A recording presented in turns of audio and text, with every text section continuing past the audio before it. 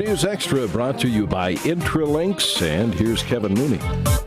Thank you, Dennis. Good morning, everyone. Welcome to News Extra today. We're going to talk about something a little bit different, and maybe some of you folks will want to take part in this, as we have Dr. David Cornutt from Regional West Medical Center. He is the Emergency Department Medical Director. And Janelle Debes is also here. She's the Assistant Director of Volunteer Services and Guest Relations. And they're going to talk about a new volunteer program that deals with the emergency department. So, Doctor, kind of explain what you're talking about here. Good morning, Kevin. We sort of started this as an extension of the program already in existence at Regional West.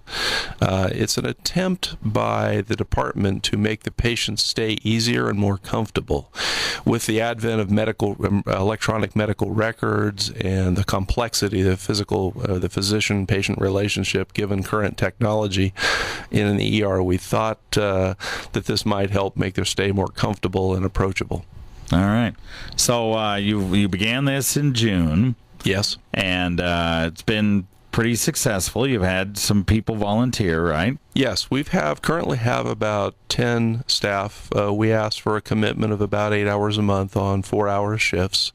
Volunteers tend to come in two different pools.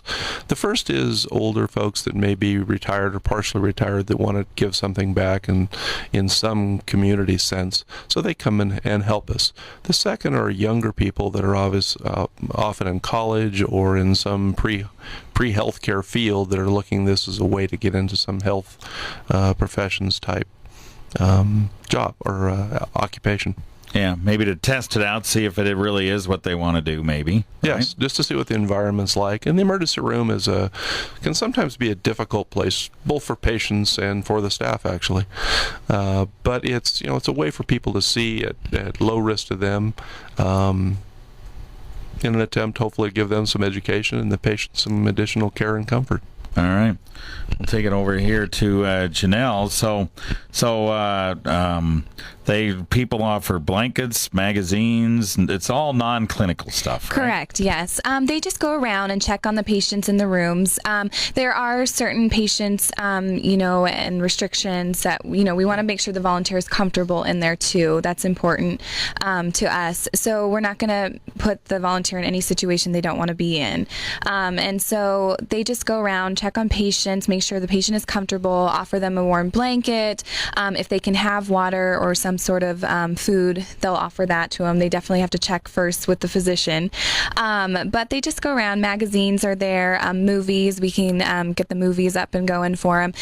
They're just there as an extra layer of our customer service, just to make sure that everyone coming in there is happy and comfortable as they can be while they're there. Happy and comfortable as they can be. That's good. All right. We're going to take a break and talk more right after this. Is your wireless computer network secure? With their years of professional service, you can trust Intralinks Technical Solutions to keep your small or medium business computer system up and running. Not having a secure wireless network can put your computers at risk. Call Intralinks at 632-6590 to have one of their highly experienced techs set up, troubleshoot, and secure your wireless network. For weekly tips and information, friend Intralinks on Facebook at intralinks.net/Facebook. Okay. We're back on News Extra. We're talking about being involved in a volunteer program for the emergency department over at Regional West Medical Center. This began in June. We have Dr. David Cornutt, the medical director at the ED, and Janelle Debes, the assistant director of volunteer services and guest relations for Regional West, to tell us about it today. And we've been talking a little bit about it. And so you probably get to know there's a lot of interaction between the physician and the volunteer? That's correct, Kevin. And we try to keep a very open format in the ER so that everybody's approachable. We understand that the volunteers are not necessarily medical people and that the emergency department can be somewhat of an intimidating place. So we try to keep a very open format for approachability and that thing.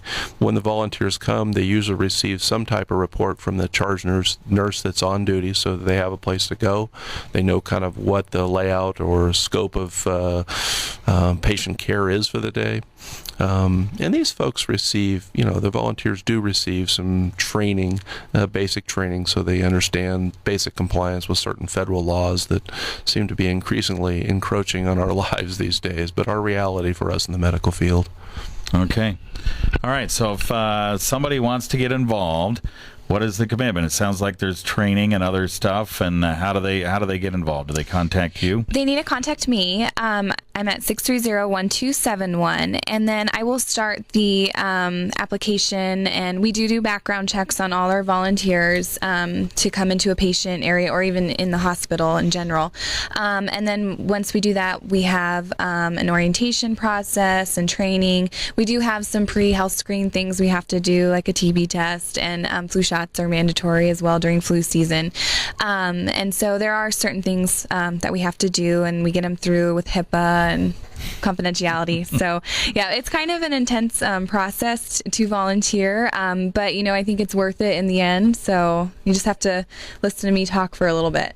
All right, good deal. And sounds like, Doc, it's worked well. You'd say it's worked well so far? Yeah, it's been a very positive interaction so far. We have, I think I mentioned before, about 10 volunteers are there on a pretty consistent basis. The program's early, and I expect it to grow. I think it'll take some time, but we're looking forward to a positive experience for everybody. All right. So if you want to get involved, once again, give Janelle a call. The number is 630-1271. 630-1271. Janelle Debes. You just give her a ring, and you can get involved to get more information about it, find out a little more about the training, and then you can take off and get involved. And it'd be a cool thing to do, I think. All right. Thanks for coming in. We appreciate it, you guys.